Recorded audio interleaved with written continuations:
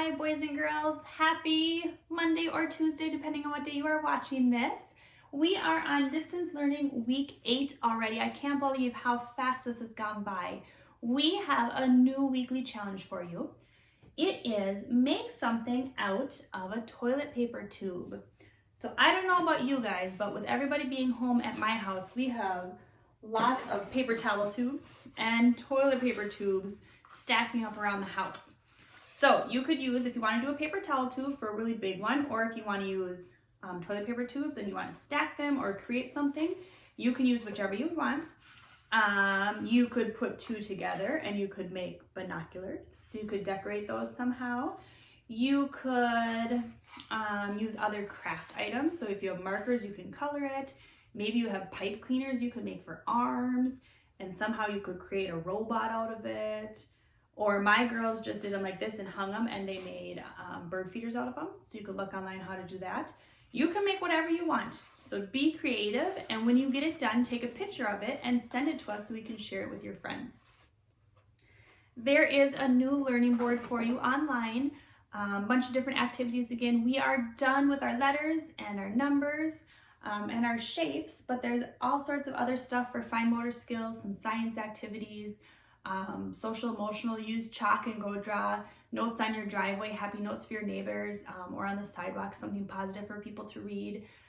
There was a fun one where write your name and then use Q-tips and paint and dot over your name, so you're practicing those letters. So all sorts of stuff on there for you to read. Miss Sue posted a book for you from her husband Joe. Officer Joe is what we used to call him. Some of you probably saw him in the class. He used to be a police officer, and he used to have a canine, so a dog that worked with him. So he loves going around and reading the officer, Gloria Buckle, and the officer, I can't even think of it, the book that they posted. So check that out.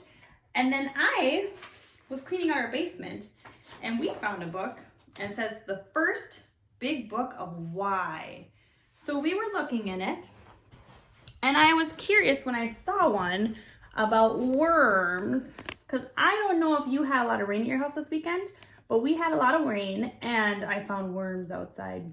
They were all over. So I was curious, why do worms come outside when it rains, or why do they come out of the ground?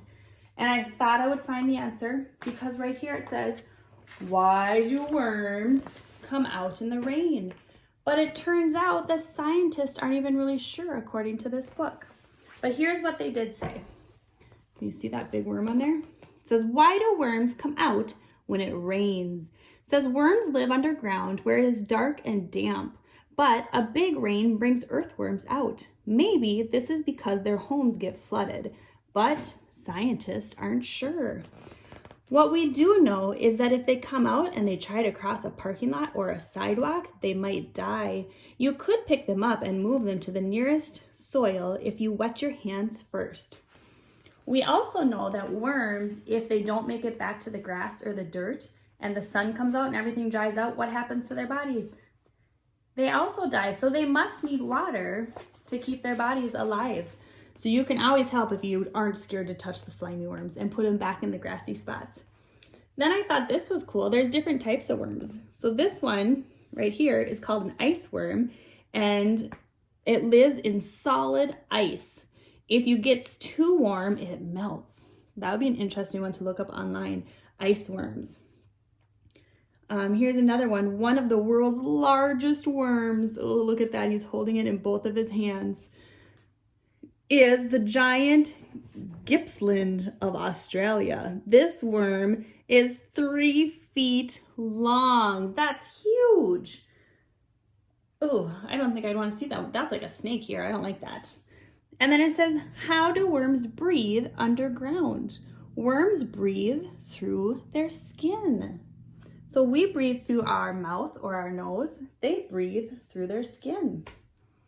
So that's kind of cool. If you had fun catching worms, I hope you washed your hands afterwards. But my girls, they love catching the worms, and Caleb loves catching the worms, of putting them in buckets, and then I have to remember to let them go. We have our last Map Man coming up, so we're going to do our Map Man story and draw our picture, and then I don't know what we're going to do. I think we have a number activity. See you in a little bit.